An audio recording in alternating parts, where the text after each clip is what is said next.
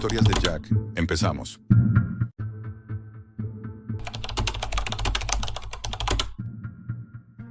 Nunca olvidaré la primera vez que vi su obra, y ojalá pudiera arrancarme los ojos para borrarla de mi memoria.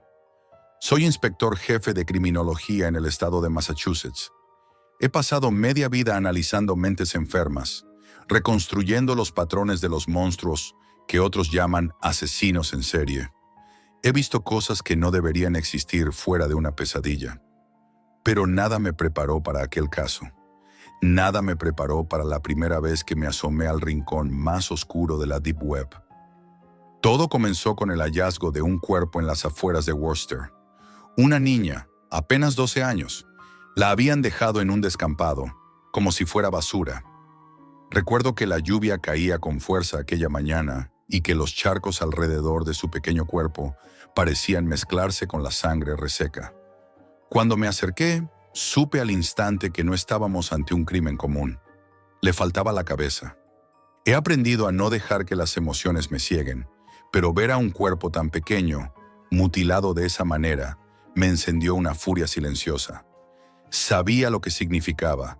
No era un asesinato impulsivo, era un acto con un propósito, una firma. En los días siguientes, rastreamos cada pista posible. Cámaras de tráfico, huellas, registros de delincuentes sexuales. Nada encajaba, ni una sola pista sólida. Era como si el asesino se hubiese desvanecido en el aire.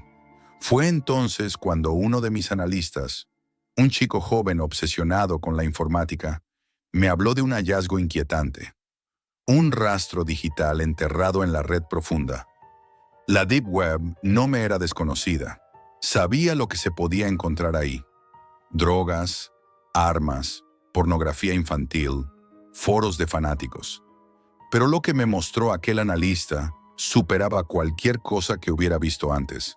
Se trataba de un foro anónimo, camuflado entre páginas de compraventa ilegal. El hilo que nos señaló se titulaba de forma escalofriante: Mis trofeos. Al principio, pensé que se trataba de un demente más escribiendo fantasías. Había leído cosas así antes, gente que inventa atrocidades para ganar atención. Pero a medida que leía los mensajes, me di cuenta de que no eran invenciones. El autor describía escenas con un detalle quirúrgico, con datos que coincidían con nuestro caso. La ubicación aproximada del descampado, la hora en que la niña había desaparecido, incluso la ropa que llevaba aquel día. Las publicaciones estaban acompañadas de fotografías alteradas. En todas ellas, los rostros estaban cubiertos con un fondo negro. Pero lo perturbador no era lo que se ocultaba, sino lo que se mostraba. Objetos personales de niños. Una pulsera de cuentas de colores. Un cuaderno de dibujo con manchas que parecían de sangre. Un zapato diminuto. El autor se hacía llamar The Puppeteer. Y no tardé en entender que no era un alias escogido al azar. Una madrugada, tras horas de revisar los mensajes, llegué a una publicación diferente. Contenía un enlace a un archivo de video. Lo abrí.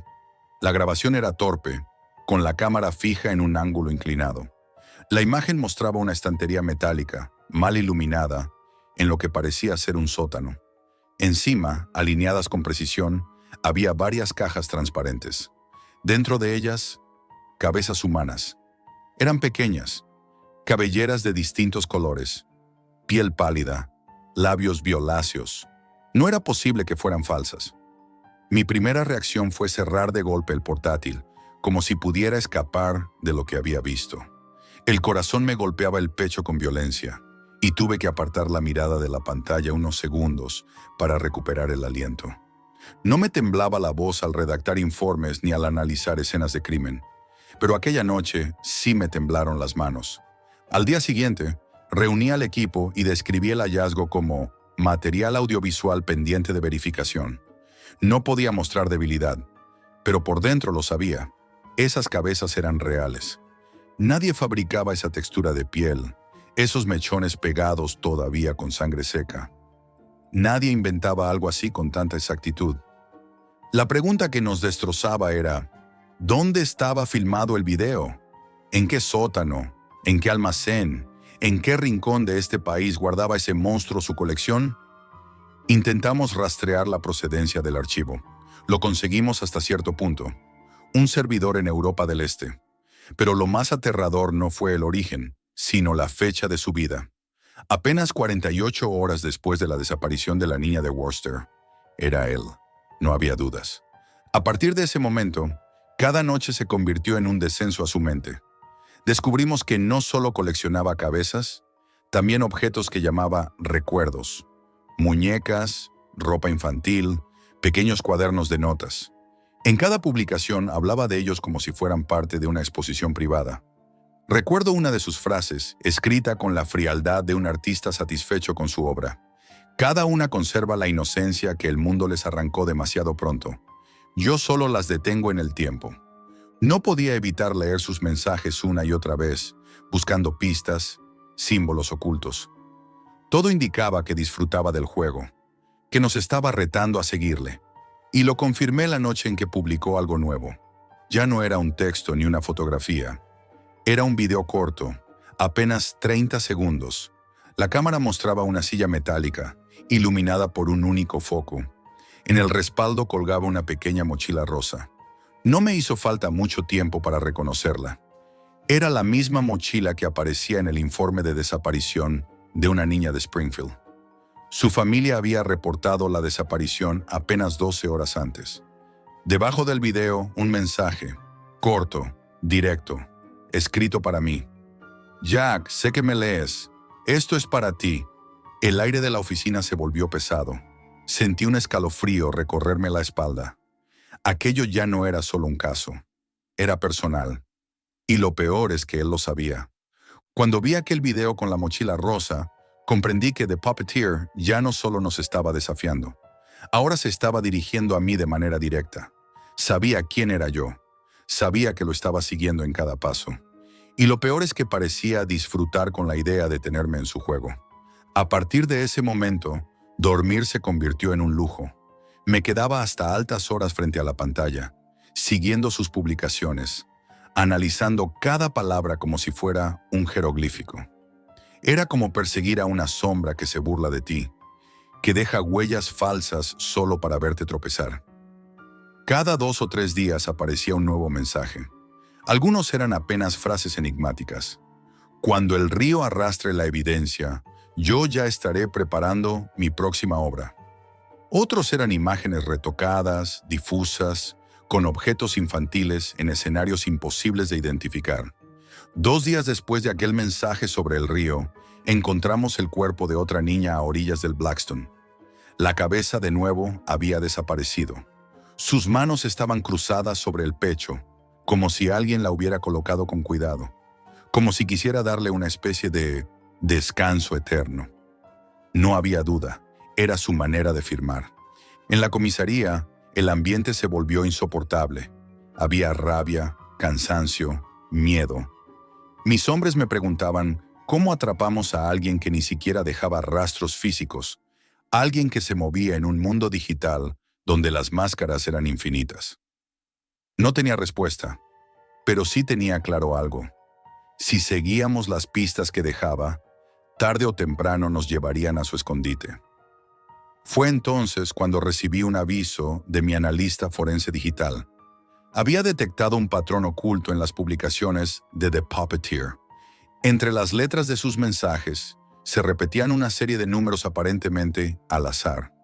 Al unirlos, aparecían coordenadas.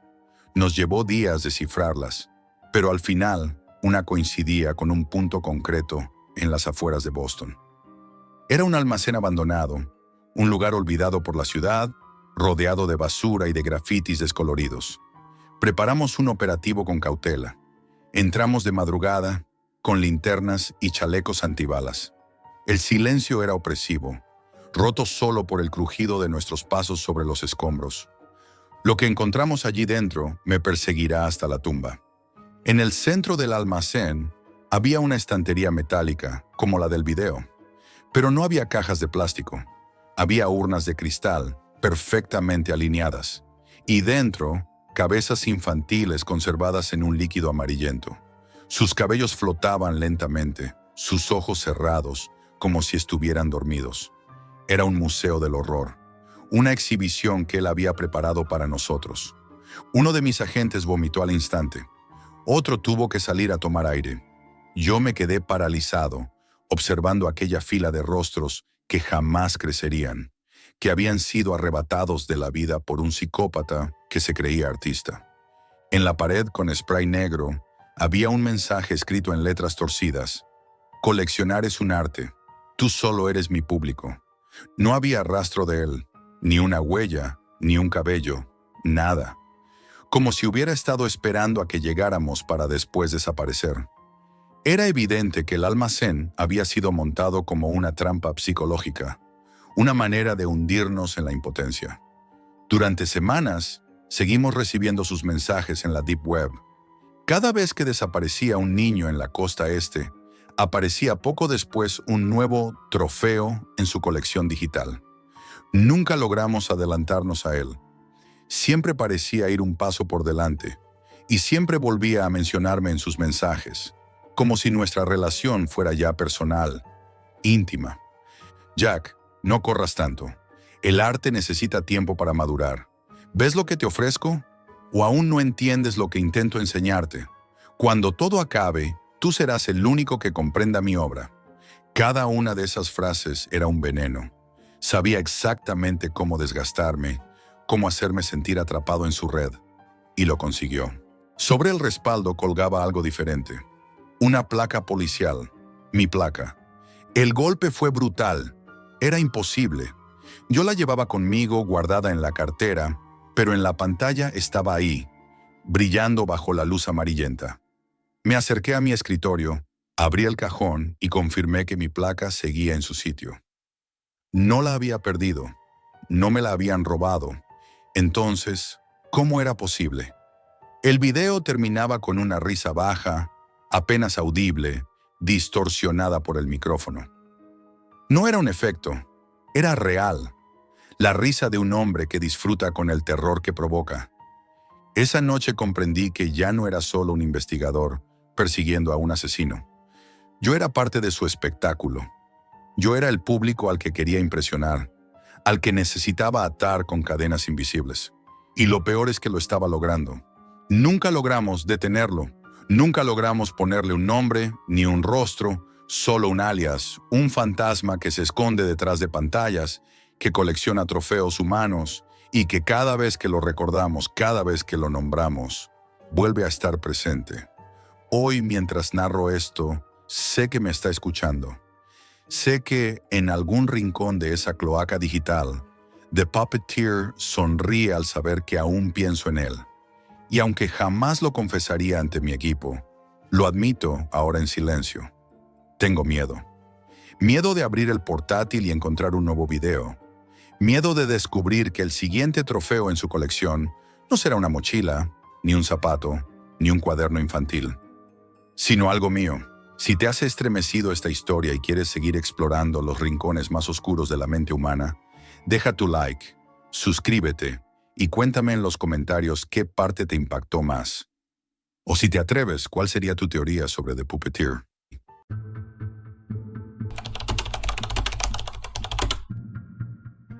Si supieras lo que realmente hacemos aquí, no me creerías, o quizá desearías no haberlo oído nunca.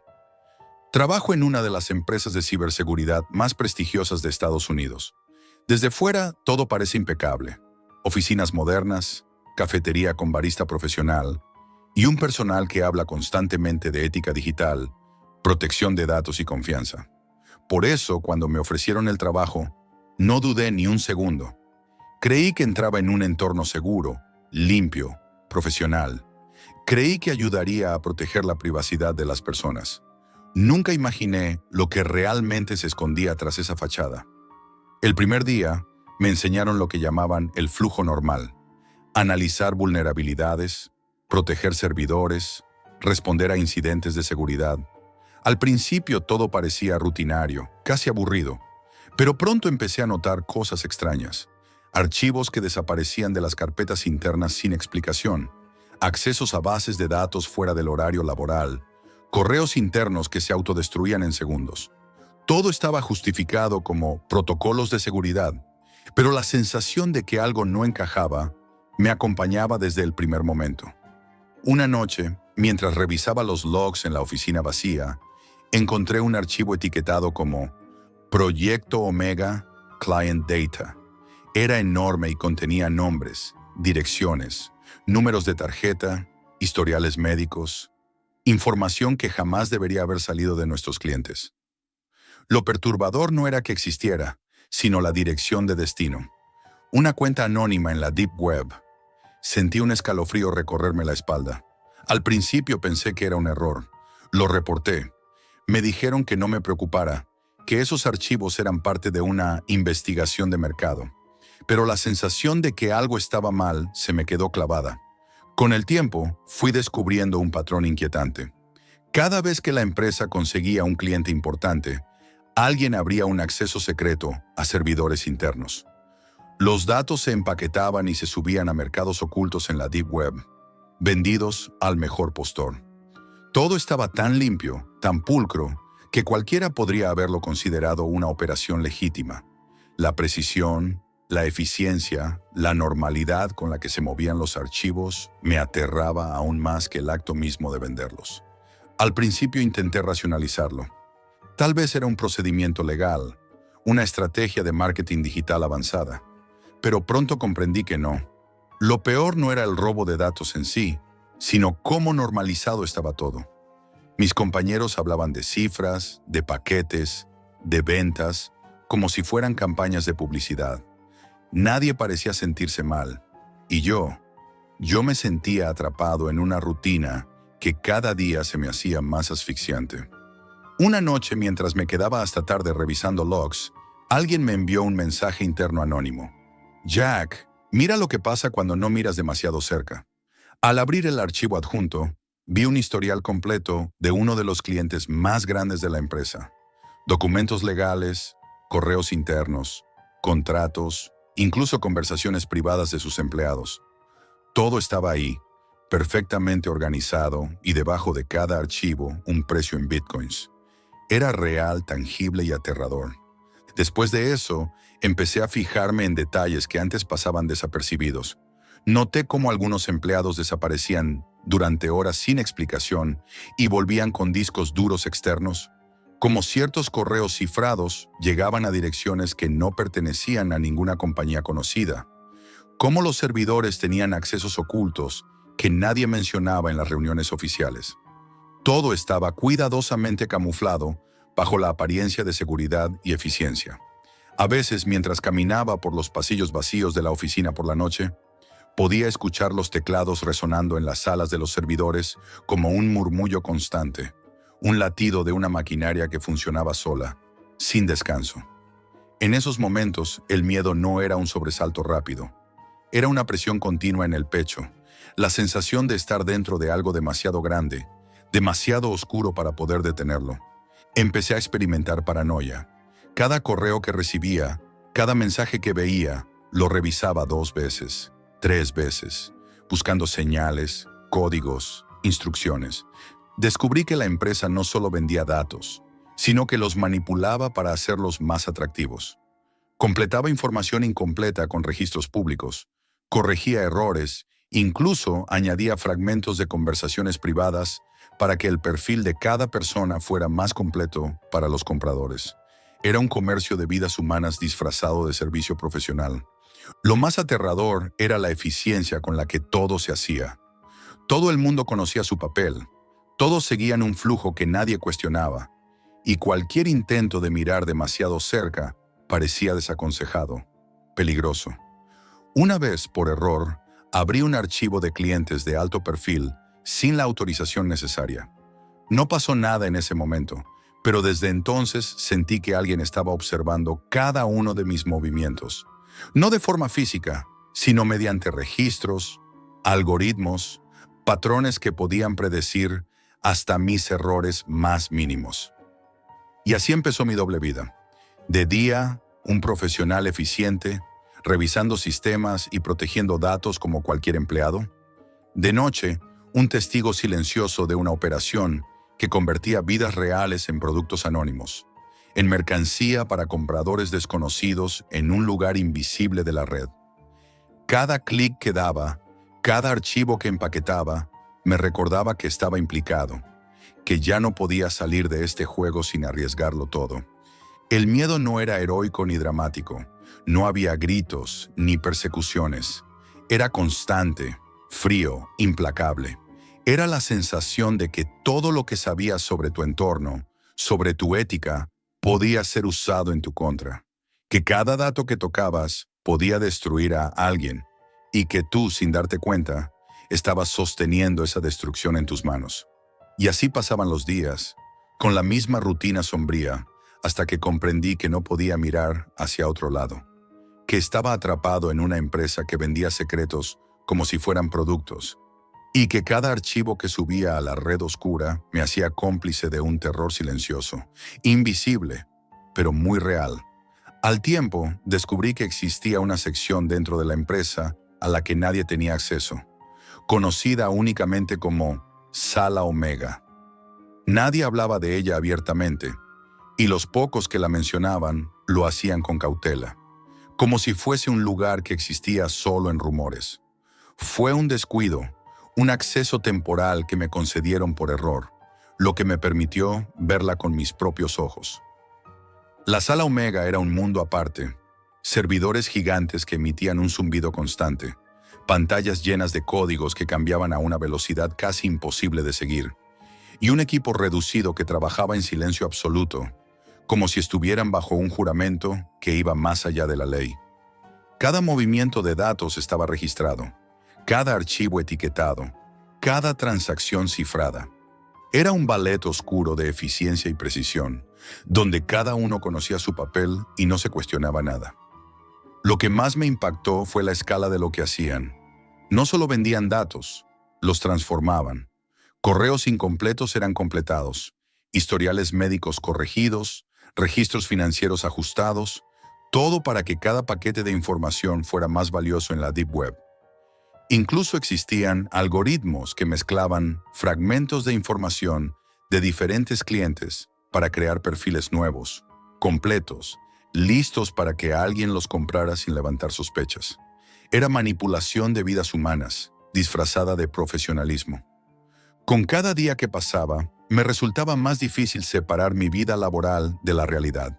Empecé a notar que mis sueños se llenaban de nombres, números de tarjetas, correos privados. A veces me despertaba sobresaltado pensando que alguien había comprado información sobre mí, que estaba siendo seguido digitalmente, de la misma manera que yo veía a otros. La paranoia se convirtió en mi compañera constante.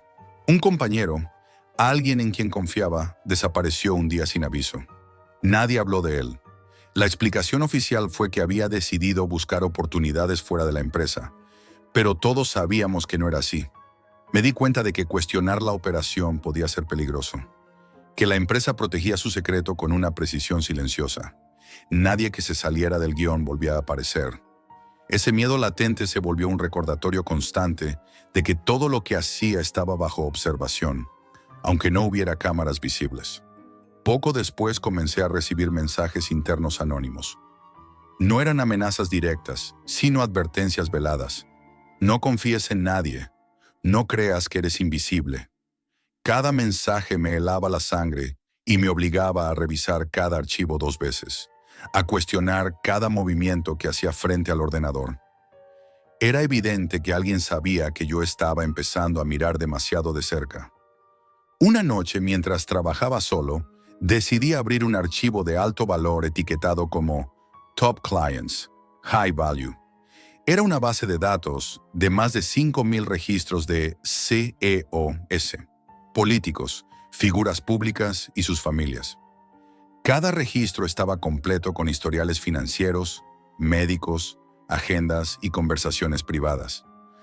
Todo podía reconstruir la vida de alguien al detalle. Lo más perturbador era que cada archivo tenía un historial de compras en la Deep Web. Personas reales convertidas en mercancía digital, vendidas a compradores que probablemente jamás conocerían sus nombres. Empecé a notar un patrón aún más siniestro. Cuanto más alto el perfil de la persona, más sofisticada era la información y mayor el cuidado en cómo se empaquetaba. Sus vidas podían ser analizadas, sus decisiones previstas, sus finanzas manipuladas desde la distancia. Y yo, sin quererlo, formaba parte de esa cadena. Cada archivo que tocaba, cada registro que revisaba, me convertía en cómplice de algo que podía destruir vidas sin que nadie lo supiera. Algunas noches, me quedaba en la oficina después de que todos se habían ido, escuchando el zumbido constante de los servidores. Era como un latido mecánico que me recordaba que aquello nunca se detenía. Incluso cuando la ciudad dormía afuera, dentro de esas paredes la máquina funcionaba sin descanso. Cada dato que subía a la red oscura era un recordatorio silencioso de que estaba atrapado, que no había salida segura. Mi rutina se convirtió en un equilibrio entre vigilancia y miedo. Cada correo, cada mensaje cifrado, cada archivo que abría podía contener información que me condenara. Empecé a notar cambios en mis compañeros. Miradas nerviosas, silencios que duraban demasiado, movimientos calculados. Todos sabíamos que la Sala Omega existía. Todos sabíamos que algunos empleados desaparecían por cuestionar demasiado, y eso hacía que nadie hablara. El miedo se convirtió en la regla no escrita que gobernaba la oficina. A veces, cuando apago el ordenador y miro la ciudad desde mi ventana, siento un frío que no tiene nada que ver con la temperatura. Pienso en quién podría estar comprando los datos que acabo de empaquetar, en lo que podrían hacer con ellos, y en lo fácil que es convertir la vida de alguien en un producto anónimo. No hay fantasmas, no hay desapariciones visibles, ni cámaras que te observen. Solo la certeza de que estamos vendiendo secretos, manipulando información y jugando con vidas humanas como si fueran datos sin rostro. Y mientras escribo estas palabras desde mi escritorio, sé que en algún lugar alguien ya está comprando información sobre mí. Cada clic que doy, cada archivo que subo, me recuerda que soy cómplice de un terror invisible, silencioso, devastador desde la sombra. Un terror que no grita, no golpea, no deja marcas visibles, pero que destruye de manera silenciosa, paciente, implacable.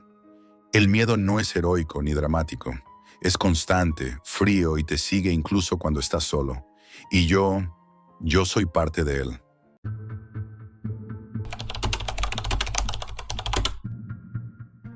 No olvidaré el sonido de la carne cortándose en tiempo real, aunque haya cerrado los ojos desde entonces. Nunca imaginé que terminaría pasando noches enteras frente a la pantalla de mi ordenador, con la respiración contenida, viendo cómo otros cruzaban límites que yo no sabía que existían. Todo comenzó una noche lluviosa en Mumbai. El monzón golpeaba los cristales de mi apartamento con fuerza, y yo buscaba algo que me hiciera sentir vivo en la monotonía de mi trabajo. Algo que rompiera la rutina opresiva de correos electrónicos, tráfico y apartamentos grises. Fue entonces cuando tropecé con un foro olvidado en la Deep Web, un lugar que prometía experiencias que no olvidarías jamás. Al principio eran vídeos perturbadores, pero relativamente manejables. Accidentes grabados por curiosos, peleas clandestinas, escenas violentas que podían cerrarse con un clic y dejarme temblando durante unos segundos. Pero luego encontré algo diferente. Un enlace marcado como directo en tiempo real, cadáver, solo para los más valientes. La advertencia parecía un cliché morboso, pero algo en ella me provocó una mezcla de curiosidad y temor que no había sentido antes. No sé qué me impulsó a hacer clic. Tal vez la lluvia golpeando mi ventana, el ruido constante del agua, o la sensación de que necesitaba ver algo que me recordara que estaba vivo. La pantalla se cargó lentamente, y lo que apareció me paralizó. Una habitación iluminada por una luz blanca y cruda, paredes desnudas, suelo manchado de algo oscuro que no quise reconocer de inmediato. Allí estaba él, un hombre de mediana edad, atado a una silla, inmóvil. Sus ojos, abiertos de par en par, reflejaban una mezcla de terror, resignación y, curiosamente, una calma extraña. La visión me provocó un escalofrío que subió desde la espalda hasta la nuca. El tipo que sostenía la cámara no dijo nada, no hacía gestos, solo comenzó a cortar con una precisión que parecía casi quirúrgica. Cada movimiento era medido, ritual, casi hipnótico. Mi corazón latía con fuerza, y mis manos temblaban mientras sostenía el ratón. Intenté apartar la mirada, pero no pude. Era como si mis ojos estuvieran atrapados en la pantalla, incapaces de escapar del horror que se desplegaba delante de mí. Al principio pensé en cerrar la ventana, apagar el ordenador, huir del espanto, pero algo en mi interior me obligaba a quedarme. Cada corte, cada gesto del hombre detrás de la cámara, estaba registrado con un realismo que me hizo sentir que estaba allí mismo, respirando el mismo aire cargado de miedo y hierro. Cada sonido, el crujido de huesos, la tensión en los músculos del ejecutor, los jadeos involuntarios del hombre atado, todo me penetraba como si pudiera tocarlo desde la distancia. Lo más perturbador no era solo la violencia física, sino la normalidad con la que todo sucedía. No había gritos ensordecedores, no había música ni efectos dramáticos. Era un silencio pesado, casi solemne, interrumpido únicamente por los sonidos del acto. Ninguna alarma, ninguna intervención, nada que me ofreciera un margen de seguridad. Solo un hombre frente a otro, cumpliendo un guión macabro y yo observando impotente. A medida que los minutos avanzaban, mi mente intentaba racionalizar lo que veía. Me repetía a mí mismo: es ficción, es una recreación, no es real. Pero los detalles traicionaban esa mentira. El temblor en las manos del ejecutor, la salpicadura de la sangre, el olor que imaginaba impregnando el aire, la tensión en cada movimiento. Todo gritaba autenticidad. Me sentía atrapado en una burbuja de terror que no podía romper. Luego sucedió algo que hizo que mi respiración se detuviera por completo. El ejecutor miró directamente a la cámara. Por un instante, sentí que sus ojos atravesaban la pantalla y me alcanzaban a mí, que yo también era parte de la escena, aunque solo fuera como testigo. Mi reflejo se mezclaba con la imagen de la víctima y comprendí que había cruzado un límite invisible. Ya no era un simple espectador, sino un cómplice involuntario, un guardián silencioso de un acto que jamás debería haber presenciado. Los cortes continuaban, cada uno con una precisión que rozaba lo obsesivo. El ejecutor hablaba en voz baja, casi como enseñando, describiendo cómo elegir el punto exacto, cómo mantener todo limpio, cómo evitar que la víctima interfiriera en el proceso. Era como asistir a una clase de anatomía impartida por alguien que había perdido toda humanidad. Cada palabra aumentaba mi sensación de miedo y fascinación. Quise apartar la mirada, pero algo me mantenía pegado a la pantalla. Al cabo de un rato, noté detalles que me helaron aún más. El ejecutor no cometía errores. Cada movimiento estaba pensado, cada corte planeado. No parecía improvisar. Había un orden meticuloso en la violencia, una rutina que, de alguna manera, hacía que el acto fuera aún más aterrador. Me pregunté cuántos de estos directos existían, cuántas personas entrenadas, metódicas, ejecutando escenas como esa mientras alguien más las observaba al otro lado de la pantalla. Y entonces algo más me estremeció. Empecé a notar los mensajes en el chat, comentarios de otros espectadores, fríos, burlones, entusiastas. Algunos parecían profesionales, otros curiosos como yo, todos compartiendo la experiencia, todos normalizando lo que yo sentía como un horror absoluto. La sensación de aislamiento desapareció, sustituida por un miedo aún más profundo. No estaba solo en mi horror. Otros estaban ahí, disfrutando, comentando, aprendiendo de ello. A medida que la escena avanzaba, el ejecutor cambió de cámara y mostró otro ángulo. Desde arriba, permitiendo ver la exactitud de cada corte, la tensión en sus brazos, la concentración que lo convertía en algo más que un hombre haciendo daño. Parecía un artesano de la crueldad. Cada movimiento era deliberado, casi artístico en su precisión, y yo sentí una mezcla de fascinación y repulsión que no podía controlar. Al final de todo, cuando el acto continuaba sin un final claro, la sensación de impotencia se hizo insoportable. Quise cerrar los ojos, salir del apartamento, gritar, pero no podía. Algo me mantenía pegado a la pantalla, como si observar fuera una necesidad visceral, un impulso imposible de ignorar. Supe entonces que había cruzado un umbral del que no habría retorno. No solo había sido testigo de algo que no debía existir, sino que mi mente estaba atrapada en la experiencia, incapaz de liberarse de la violencia meticulosa que había presenciado. Cuando el directo continuó, mi respiración se volvió casi inconsciente, tratando de mantenerse constante mientras mis ojos seguían cada movimiento del ejecutor. Cambió de cámara, mostrando un ángulo más amplio. Ahora podía ver la habitación entera, las herramientas alineadas sobre una mesa metálica, perfectamente organizadas. Cada cuchillo, cada instrumento, parecía tener su propósito exacto, y la precisión con la que el hombre los escogía me resultaba aterradora. No había improvisación. Todo estaba planificado, casi ritualizado. Empecé a notar más detalles que me hicieron estremecer. La manera en que sostenía los utensilios, firme pero cuidadosa, como un cirujano evitando un error mínimo. La forma en que el cadáver respondía, aunque no pudiera moverse, a cada corte. Incluso los sonidos más sutiles, el roce de la silla con el suelo, el crujido de la tela, el goteo constante que caía sobre el metal del suelo. Cada elemento del escenario estaba controlado, y eso convertía la escena en algo aún más real, más imposible de ignorar. En un momento, el ejecutor hizo una pausa y miró la cámara. No habló, solo sostuvo la mirada, y sentí un escalofrío que me recorrió la columna vertebral. Por un instante, tuve la extraña sensación de que no solo me estaba mirando a mí, sino que sabía que yo lo estaba observando, que mi presencia al otro lado de la pantalla era parte de su acto. Era como si la pantalla no fuera un límite, sino un puente que conectaba nuestras conciencias en ese instante de horror absoluto. El chat volvió a atraer mi atención. Mensajes rápidos, indiferentes, algunos incluso bromistas. Otros parecían expertos, comentando sobre la técnica, la precisión, la limpieza de cada corte.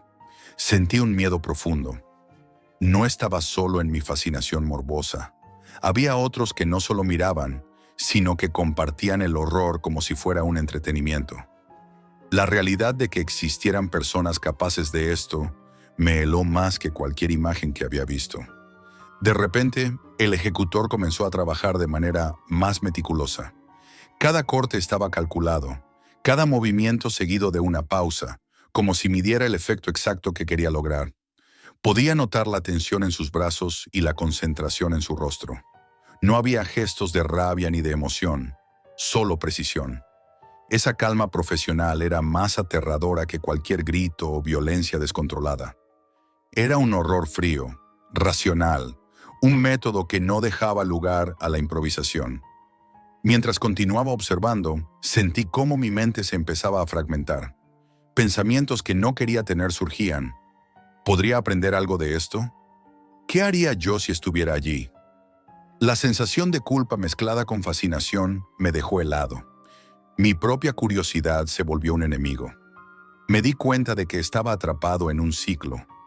Cada vez que intentaba apartar la mirada, algo me atraía de nuevo hacia la pantalla. En un momento, el ejecutor cambió de instrumento. Tomó una sierra pequeña y comenzó a usarla con la misma precisión quirúrgica que había tenido con los cuchillos. El sonido del metal contra el hueso me hizo estremecer de manera física.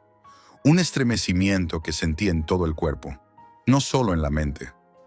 Cada detalle estaba calculado. Cómo posicionaba el cadáver, cómo sostenía la herramienta, cómo controlaba la presión. Era un acto de violencia metódica, casi artística, y la claridad con la que lo hacía aún más horrible. Mi mirada se fijó en los objetos alrededor de la habitación. Frascos, trapos, herramientas limpias. Todo tenía su lugar. Nada estaba al azar. Esa organización me hizo comprender algo terrible. No se trataba de un acto impulsivo ni de un ataque de ira. Era planificación pura, profesionalismo aplicado al horror. Esa idea me dio un vértigo que no podía describir. Mientras pasaban los minutos, noté un cambio en el ejecutor. Empezó a hablar, no directamente a la cámara, sino como explicando su proceso. Cómo elegir la posición correcta, cómo mantener la estabilidad, cómo controlar cada corte para que el resultado fuera perfecto. Sus palabras eran bajas, monótonas, como si yo fuera un aprendiz en una clase macabra. Cada explicación hacía que mi mente se enredara aún más en una mezcla de terror y fascinación. El acto continuó sin signos de detenerse, y yo seguía allí, atrapado, incapaz de cerrar la ventana. Cada sonido, cada movimiento, cada pausa se grababa en mi mente. Sentí náuseas, pero no podía apartar la mirada. Una parte de mí quería escapar, otra quería comprender, y no sabía cuál era más aterradora. Finalmente, tras lo que parecieron horas, aunque seguramente fueron menos de 40 minutos, el directo terminó. La pantalla se quedó negra, sin música, sin despedidas, sin signos de que algo hubiera terminado. Solo quedaba un vacío absoluto, un silencio que parecía pesar toneladas. Me senté, con el ratón aún en la mano, incapaz de procesar lo que había presenciado. Cada fibra de mi cuerpo estaba tensa. Cada pensamiento giraba alrededor de la violencia que había visto. Durante días no pude dormir. Cada sonido me devolvía a la habitación iluminada con luz blanca, a la precisión de los cortes, al frío profesionalismo del ejecutor. Incluso los ruidos más triviales, un cartón arrugado, la lluvia golpeando mi ventana, me transportaban de nuevo allí. Y lo peor era la sensación de complicidad involuntaria.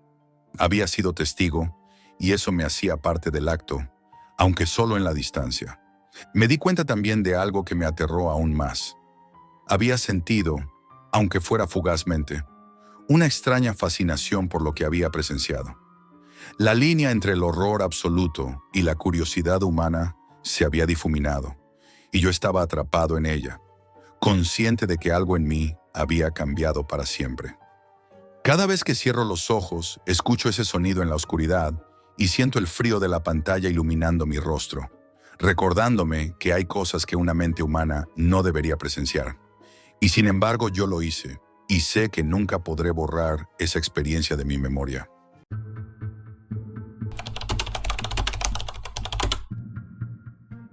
Una simple curiosidad puede convertirse en una condena de la que no se puede escapar. Hasta hace unos meses mi vida era normal.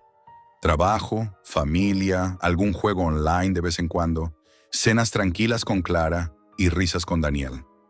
Todo cambió la noche que mi hermano menor me habló de un sitio de la Deep Web.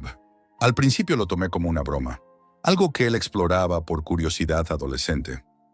Pero cuando me mostró lo que había allí, algo cambió dentro de mí.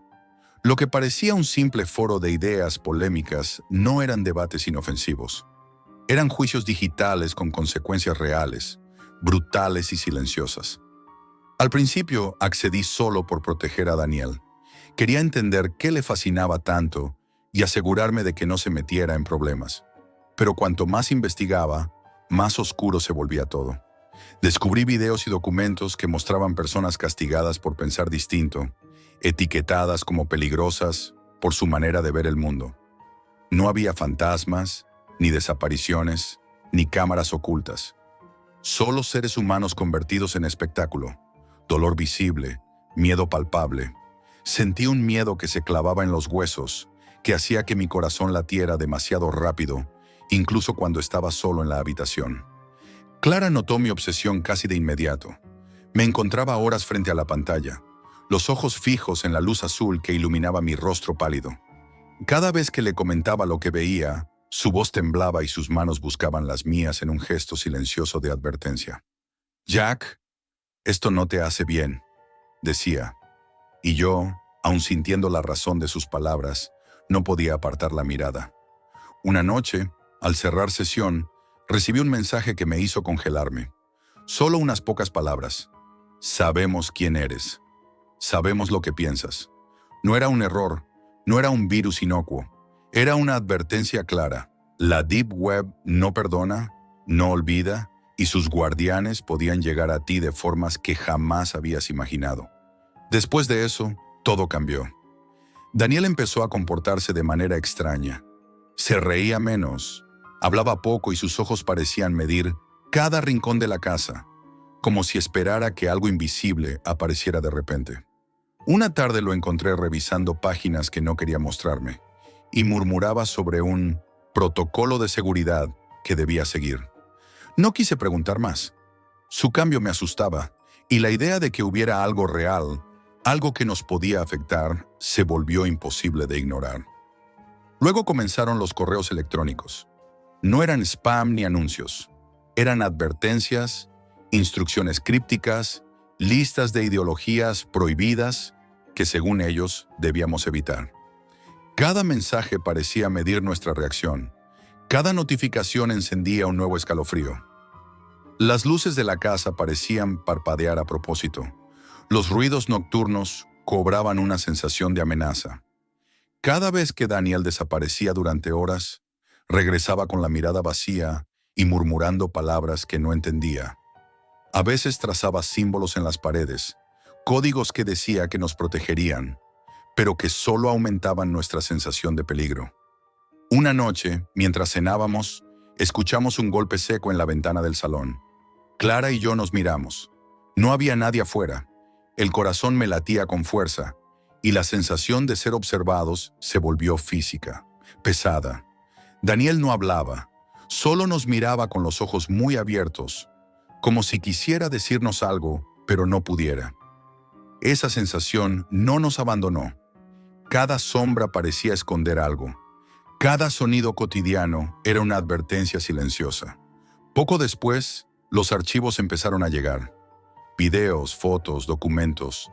Todos mostraban a personas castigadas por sus ideas, castigadas de manera cruel, directa, real. No eran efectos especiales. Era violencia pura, sangre y miedo. Clara intentó bloquear el ordenador, destruir los archivos, desconectarnos del mundo digital. Pero la sensación de vigilancia no desaparecía. Sentíamos que alguien o algo nos estudiaba en cada movimiento. Cada correo, cada mensaje que aparecía de la nada, parecía medir nuestras decisiones, nuestras reacciones, hasta la forma en que respirábamos en la casa. Una madrugada, mientras intentaba dormir, escuché mi nombre susurrado desde el despacho. Me levanté despacio, con el corazón en la garganta. No había nadie, solo la pantalla encendida, con un nuevo mensaje que parecía escrito para cortar la respiración. Decide qué estás dispuesto a sacrificar. Nos abrazamos los tres en el salón, con la certeza de que aquello ya no era un juego, ni una curiosidad. La Deep Web había dejado de ser solo un lugar de ideas prohibidas. Se había convertido en un monstruo invisible que nos perseguía, que sabía demasiado de nosotros y de nuestra vida. Esa noche dormimos poco, entre susurros y miradas nerviosas, sabiendo que lo que había comenzado como curiosidad se estaba transformando en una pesadilla de la que no podíamos escapar. Desde aquella primera advertencia, nuestra vida nunca volvió a ser la misma. La paranoia que se había instalado en nuestra casa se volvió tangible. Cada sonido, cada sombra, cada notificación en el móvil nos hacía estremecer. Intentamos desconectar, borrar cuentas, destruir dispositivos, incluso huir de la ciudad por unos días. Nada sirvió. La sensación de vigilancia no desaparecía. Daniel continuaba recibiendo instrucciones, códigos y mensajes que él decía que eran para protegernos, pero que no lográbamos comprender. Clara empezó a enfermar de insomnio. Las noches eran interminables. Cada crujido de la casa, cada golpe de viento, parecía un aviso de que alguien o algo nos observaba. Yo tenía pesadillas recurrentes en las que la información se convertía en violencia. Veíamos a personas siendo castigadas exactamente como en los archivos, y cada vez que abría los ojos, sentía que algo similar podría ocurrirnos. Una tarde, mientras revisaba por última vez los archivos que Daniel había guardado en un pendrive, encontré uno titulado Familia Jack. Al abrirlo, mi sangre se heló. Eran fotos de nosotros, desde nuestra casa, nuestras rutinas, los lugares que visitábamos, incluso los horarios en que salíamos o dormíamos. Cada detalle que creíamos privado estaba registrado. No había cámaras visibles, no había extraños rondando. Eran manos invisibles, conocimiento exacto de nuestras vidas. Daniel, con la mirada apagada, me confesó que había intentado advertirme antes. Había personas en la Deep Web que marcaban a quienes profundizaban demasiado en ciertos temas y que luego extendían su control a la familia entera. Es un juego de control, me dijo, y nosotros somos peones. Aquello me golpeó con fuerza. No se trataba solo de ideas, sino de vidas, de cuerpos y de carnes puestos a quienes tenían la voluntad de controlar y castigar. La escalada fue implacable. Una noche escuchamos un golpe en la puerta principal. Clara y yo nos miramos aterrados. No había nadie afuera, pero en el suelo había un sobre negro con un símbolo que Daniel reconoció de inmediato. Dentro había instrucciones para un supuesto ritual de protección y una advertencia: no falléis o sufriréis la consecuencia. No entendíamos cómo alguien podía saber exactamente qué había en nuestra casa, pero la certeza de que estábamos siendo cazados se volvió innegable. El miedo nos hizo extremos. Cada gesto, cada palabra, cada movimiento era medido. No podíamos hablar con nadie sobre lo que sucedía. Las llamadas telefónicas parecían ser escuchadas. Los mensajes privados podían ser interceptados. Sentíamos que la red se extendía más allá de los dispositivos, más allá de las pantallas, hasta infiltrarse en nuestra propia mente. Una noche, mientras intentábamos dormir, escuchamos susurros provenientes del despacho. Daniel estaba despierto, murmurando códigos y nombres que no entendíamos. Clara y yo nos abrazamos temblando, incapaces de reaccionar. Entonces la luz parpadeó y la computadora se encendió sola, mostrando un mensaje nuevo. El precio está cerca. Decide ahora. Ya no había opción de ignorarlo. Cada error, cada pensamiento que no coincidiera con lo que esperaban, podía activar la violencia que veíamos en los archivos. Cada día se volvió una prueba de supervivencia psicológica. Comer, dormir, hablar, todo estaba impregnado de miedo. La culminación llegó una noche en la que la casa estaba extrañamente silenciosa, demasiado silenciosa. Daniel apareció con lágrimas en los ojos y nos dijo que había un plazo límite para cumplir el precio que nos pedían. No sabíamos qué significaba. No había instrucciones claras, solo la certeza de que cualquier decisión equivocada podía costarnos la vida, o peor, desatar la violencia que habíamos visto tantas veces. Clara y yo nos abrazamos, con la sensación de que lo que habíamos vivido no era solo un peligro digital, era un monstruo que podía tocar la realidad, que podía invadir nuestras vidas físicas y nuestra mente. Daniel lloraba murmurando códigos que ya no comprendíamos, rezando casi, mientras yo sentía que la curiosidad que nos había llevado hasta allí nos había atrapado en una jaula invisible. Hoy vivimos con un peso constante.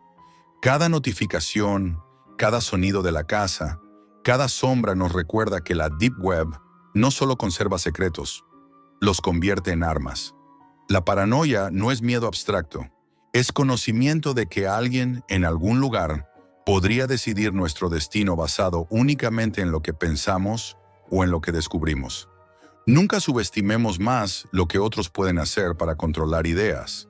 Aprendimos demasiado tarde que la curiosidad puede ser mortal y que en la Deep Web las ideologías no se discuten ni se debaten.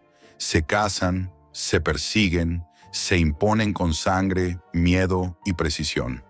Si alguna vez sientes la tentación de mirar demasiado profundo, recuerda nuestra historia, porque una vez que la red te marca, el miedo deja de ser digital, se convierte en carne, memoria y obsesión.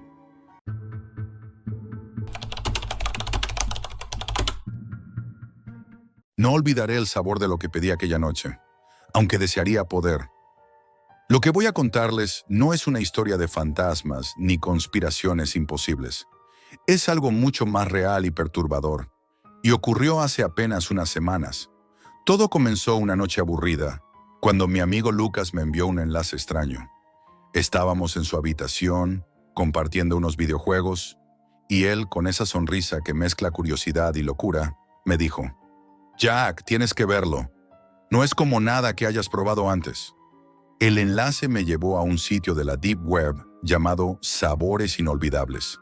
Su nombre sonaba inocente, casi poético, pero la página tenía un aire extraño, perturbador, oscura, minimalista, con solo unas imágenes de platos perfectamente presentados. acompañadas de descripciones que parecían simples recetas, pero con un tono inquietante, como si supieran algo que yo no. Cada imagen era exquisita, casi artística, y sin embargo había algo que no encajaba, como si mirarlas despertara un recuerdo que no estaba destinado a surgir. Al principio pensé que era una broma, pero Lucas insistió. Mira esto, puedes pedir uno de estos platos y te lo envían a casa.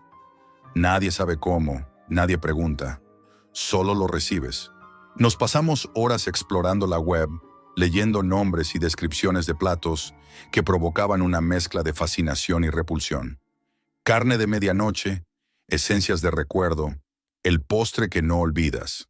Cada uno parecía inofensivo, como una receta gourmet, pero al leer sus descripciones sentías un escalofrío.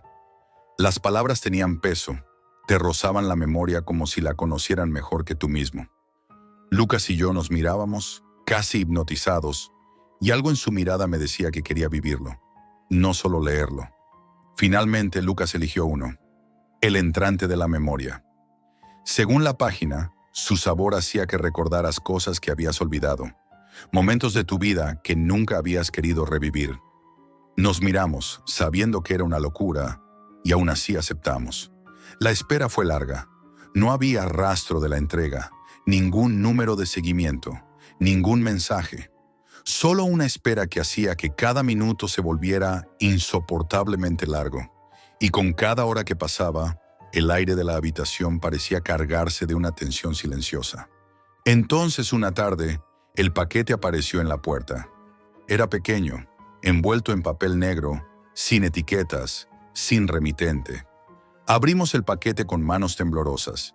Dentro había un plato perfectamente presentado y un aroma intenso, extraño, que se filtraba incluso antes de tocarlo con los dedos. Olía como si capturara todos los recuerdos de la casa, mezclados con un matiz desconocido que te erizaba la piel. Probé el primer bocado y fue como si un torrente de memorias olvidadas me atravesara de golpe. Alegrías que creía enterradas, culpas que había decidido ignorar, caras de personas que ya no estaban, palabras que nunca dije, lágrimas que nunca derramé. Lucas también probó, y sus ojos se abrieron de par en par, llenos de fascinación y terror. Ninguno de los dos habló, no había necesidad. Cada bocado nos desarmaba, como si nuestra propia historia estuviera siendo reorganizada dentro de nosotros por un agente invisible. Con cada nuevo bocado, la sensación se intensificaba. No era solo recordar, era sentir los recuerdos, revivirlos con todos los detalles, y a veces con detalles que no nos pertenecían. Sensaciones de miedo, de pérdida, de amor y de dolor que no habíamos experimentado, pero que, de repente, nos eran familiares. La habitación parecía encogerse, como si todo lo que existía a nuestro alrededor dependiera de lo que estábamos degustando. La luz del atardecer atravesaba la ventana, y sus sombras largas y distorsionadas se mezclaban con los recuerdos que surgían. Lucas, que normalmente no se impresionaba fácilmente, se inclinó sobre la mesa, con la mirada fija en el plato, temblando. Murmuró palabras que no entendía al principio, historias que creí que eran inventadas, hasta que me di cuenta de que hablaba de cosas que ambos habíamos olvidado, secretos enterrados que, de algún modo, el plato estaba sacando a la superficie. La mezcla de fascinación y horror nos atrapaba, y no podíamos apartar la mirada ni dejar de comer. Al terminar, ambos estábamos exhaustos, temblando, con la sensación de que algo nos había atravesado, algo que no tenía cuerpo ni rostro, pero que nos había conocido mejor que nosotros mismos. Esa noche, en la oscuridad, nos sentamos en silencio, mirando el plato vacío y preguntándonos qué habíamos hecho. Había algo en ese sabor que nos marcaba, que nos cambiaba, que nos enseñaba que la memoria no es solo nuestra, que existen cosas que si se revelan, nunca puedes ignorar de nuevo. Esa primera experiencia no fue solo perturbadora, fue adictiva en un sentido enfermizo. Durante días, los recuerdos surgían por sí solos, sin aviso. Fragmentos de infancia, momentos que creía borrados, emociones que no podía controlar. Y aunque teníamos miedo, también había una extraña fascinación que nos empujaba a pensar en volver a pedir otro plato. Esa sensación de peligro y atracción mezclados se convirtió en una obsesión silenciosa, un eco que resonaba en cada rincón de nuestras mentes, recordándonos que lo que habíamos probado era solo el principio. Nunca olvidaré aquel primer sabor. Nunca olvidaré cómo me sentí al abrir la puerta y encontrarlo allí. Cómo mis recuerdos dejaron de ser solo míos y empezaron a devorarme desde dentro. Y aunque desearía poder volver atrás, una parte de mí teme lo que descubriríamos si lo hiciéramos. Después de nuestra primera experiencia, nada volvió a ser igual. Durante días los recuerdos surgían de manera inesperada, como si algo dentro de nosotros hubiera quedado desbloqueado. No solo mis recuerdos, Lucas también comenzó a murmurar cosas que no recordaba haber vivido. A veces eran simples fragmentos de conversaciones, otras eran emociones que no le pertenecían, momentos que parecían robados del pasado de otra persona. Caminábamos por la calle y de repente recordábamos rostros que nunca debimos ver, olores que parecían traer consigo toda una vida que no era nuestra, palabras dichas por labios que nunca existieron. Todo estaba conectado con aquel primer plato, con el sabor que nos había atravesado y nos había dejado huella. La curiosidad mezclada con miedo nos llevó de nuevo a la web. Esta vez fui yo quien eligió un plato, Esencia de Nostalgia. Según la página, no solo hacía recordar, sino que te permitía revivir un momento como si fuera ahora. Cuando llegó, abrí el paquete con manos temblorosas. El aroma era más intenso que el primero, un olor que parecía rozar directamente la médula de los huesos. Con el primer bocado, sentí la lluvia de un verano que creía olvidado, la risa de alguien que creí perdido, el calor de un abrazo que nunca recibí de niño. Pero pronto esos recuerdos comenzaron a mezclarse con sensaciones que no eran mías, emociones de otros momentos, de otras personas, una nostalgia que no debía sentir, que me llenaba de melancolía y miedo al mismo tiempo. Lucas decidió probar otro plato esa misma noche, el sabor del dolor oculto. Apenas lo probó, su rostro cambió. La curiosidad dio paso a un horror silencioso. Sus manos temblaban y sus ojos se llenaron de lágrimas. Murmuraba nombres, lugares y momentos que no recordábamos haber vivido. Historias de personas cercanas, secretos de su familia, momentos de dolor y traición que no le pertenecían, pero que sentía como propios. Se reclinó hacia atrás, respirando con dificultad, y nos quedamos ambos en silencio, compartiendo una misma sensación de que habíamos abierto una puerta que no podía cerrarse. No tardamos en darnos cuenta de que la línea entre nosotros y lo que estábamos recordando empezaba a desdibujarse. No solo recordábamos, experimentábamos. Sentíamos emociones que no nos correspondían, recuerdos que parecían infiltrarse en nuestra identidad, mezclándose con lo que éramos. Era como si la memoria tuviera un peso tangible, como si cada plato fuera capaz de trasladarnos a vidas que no nos pertenecían. Nos sentábamos en la habitación, a veces en completo silencio, incapaces de articular palabra, observando los platos vacíos como si aún contuvieran fragmentos de esas vidas. El clímax llegó con el banquete olvidado, un plato que prometía el sabor de lo que nunca supiste que querías recordar. Cuando lo abrimos, el aroma era más fuerte que todo lo anterior. Con cada bocado sentía una mezcla de amor y terror, alegría y remordimiento, un torbellino de sensaciones tan intensas que creí que mi mente no podría soportarlo. Lucas y yo nos miramos y en nuestros ojos reconocimos la misma certeza. Algo había cambiado para siempre. Nuestros recuerdos ya no nos pertenecían completamente.